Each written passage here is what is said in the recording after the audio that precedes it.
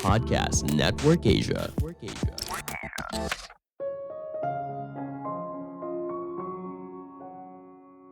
Strategi perusahaan hanya bisa dicapai apabila setiap karyawan bersedia merubah perilaku mereka dalam bekerja. Halo semuanya, nama saya Michael. Selamat datang di podcast saya, Sikutu Buku. Kali ini saya akan bahas buku The Four Disciplines of Execution karya Chris McKesney. Sebagai informasi, podcast Sikutu Buku sekarang bergabung dengan Podcast Network Asia dan Podmetrics loh. Sebelum kita mulai, buat kalian yang mau support podcast ini agar terus berkarya, caranya gampang banget. Kalian cukup klik follow.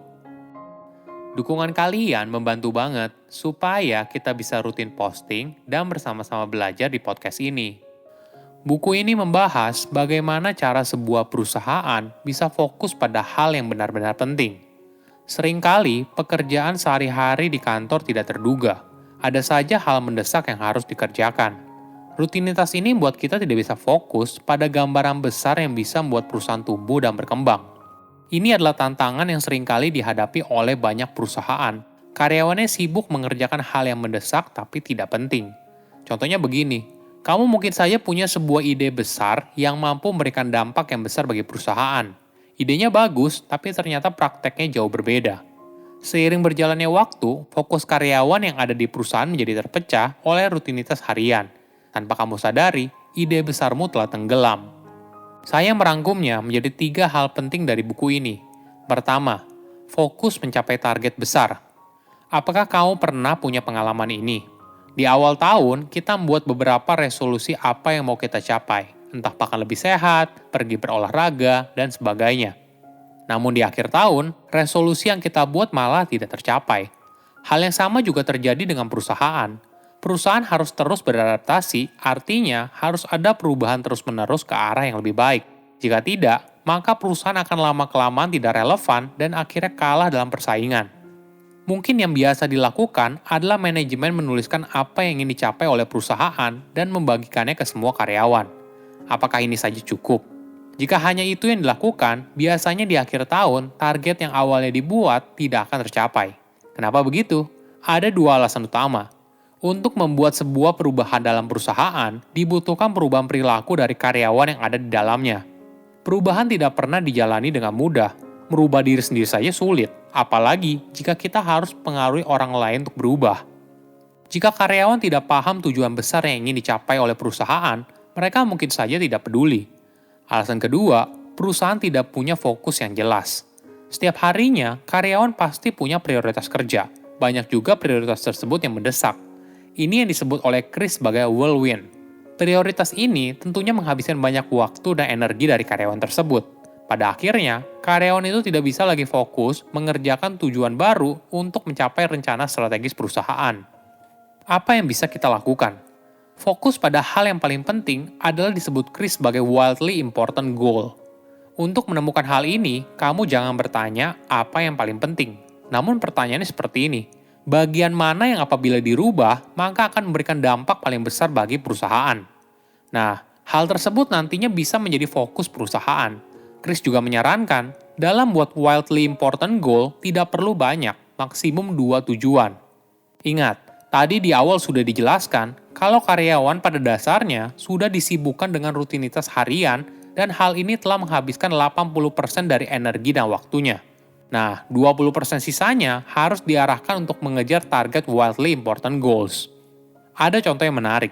Pada tahun 1958, Badan Antariksa Amerika Serikat yaitu NASA punya tujuan yang kurang jelas, yaitu untuk memperluas pengetahuan manusia tentang fenomena di atmosfer dan luar angkasa. Tapi semua berubah pada tahun 1961. Saat itu, Presiden John F. Kennedy secara terbuka meminta NASA untuk menempatkan manusia di bulan dan kemudian kembali dengan selamat ke bumi sebelum akhir dekade selesai. Dengan satu tujuan yang jelas dan jangka waktu yang ditentukan, Neil Armstrong akhirnya menginjakkan kaki di bulan pada tanggal 21 Juli 1969. Kedua, mengukur hal yang tepat.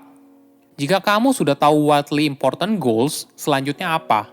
Kita harus membuat pengukuran kinerja yang jelas. Ada 2 tipe pengukuran, lag measures dan lead measures.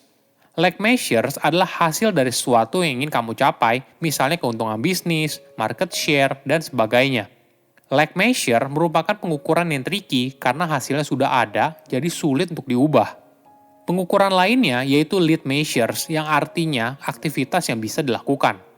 Sebuah lead measure yang bagus mampu mendorong kesuksesan dari lag measures. Contohnya seperti ini.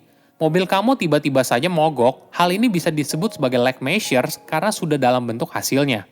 Walaupun kamu tidak bisa mengontrol kapan mobil kamu mogok, namun kamu bisa mengontrol berbagai hal lain, misalnya jadwal rutin untuk servis mobil. Ini yang dinamakan lead measures. Semakin sering kamu melakukan lead measures, yaitu rutin servis mobil, maka kamu akan menghindari lag measures, yaitu mobil mogok di tengah jalan.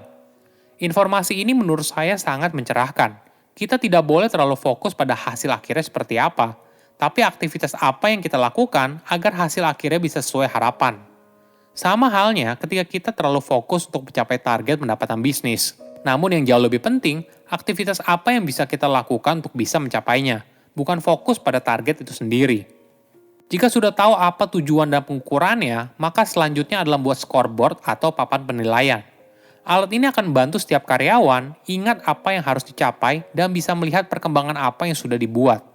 Selain itu, hal ini juga penting untuk terus menjaga motivasi karyawan. Jika karyawan melihat apa yang mereka lakukan ada perubahan sedikit demi sedikit, maka mereka akan lebih termotivasi untuk mencapainya. Contohnya begini, jika kamu lihat seorang bermain sepak bola di lapangan, ada perbedaan yang jelas ketika tim tersebut bermain ketika skornya dihitung dan ketika tidak ada perhitungan skor sama sekali. Ketika perhitungan skor dimulai dan ada durasi bertanding, tim tersebut bermain jauh lebih serius dan bersemangat. Setiap gol yang dicetak akan terus memberikan semangat bagi tim untuk terus bermain. Inilah kehebatan sebuah papan penilaian. Kita akan menciptakan kondisi kalau mereka tahu posisinya saat ini apakah sedang menang atau kalah. Hal ini akan mendorong karyawan bekerja keras mencapai apa yang mereka lakukan.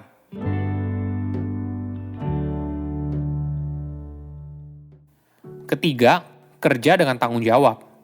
Kita sudah membahas 3 poin penting dari awal, mulai dari pembuatan wildly important goals, mengukur hal yang tepat, dan menggunakan scoreboard. Nah, terakhir adalah poin yang paling penting yaitu akuntabilitas. Ini adalah tanggung jawab setiap karyawan untuk bekerja dan berusaha keras dalam mencapai tujuan yang telah ditetapkan sebelumnya. Chris menyarankan agar dibuat pertemuan reguler untuk membahas wildly important goals. Meeting ini dibuat singkat dan membahas poin yang penting, mulai dari apakah setiap karyawan menyelesaikan komitmen yang sudah dibuat minggu lalu, review kinerja karyawan di scoreboard, dan membuat rencana untuk minggu depan. Meeting rutin ini akan memberikan tekanan sosial bagi para karyawan. Mereka tidak hanya bertanggung jawab pada atasan, tapi kinerja mereka dilihat oleh anggota tim yang lain. Ini akan menjadi motivasi agar mereka bisa bekerja semaksimal mungkin dan bisa fokus pada tujuan jangka panjang. Saya undur diri, jangan lupa follow podcast Sikutu Buku. Bye-bye. Pandangan dan opini yang disampaikan oleh kreator podcast, host, dan tamu tidak mencerminkan kebijakan resmi dan bagian dari Podcast Network Asia.